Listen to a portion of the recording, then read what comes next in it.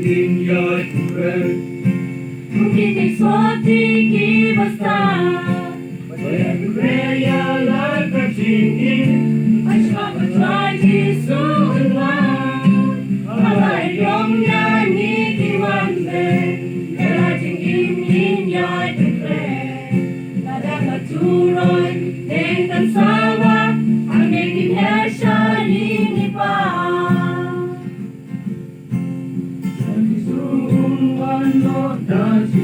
Bahun pendeta cingkular, Tatekan kenyun, Rifkin lenyan, Haba utrai cisunwan. Bongan man kuncing ilukan man kren, Nakin uplay hayin da krensyai, Arah inebang, rokin saja, Berti balajan wanutrai.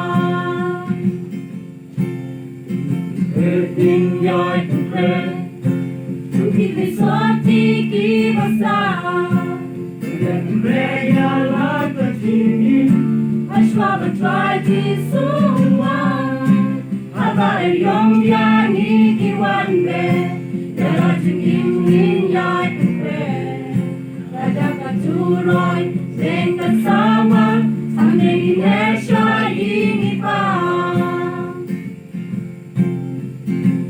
Ngin Iai Pynkhreh, Ngin Pynkhreh pemerintah, Aswabat Rajisu unsawah,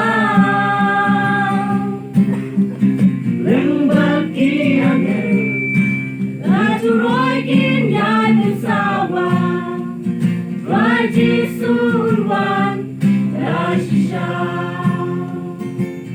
Ngin Pynkhreh.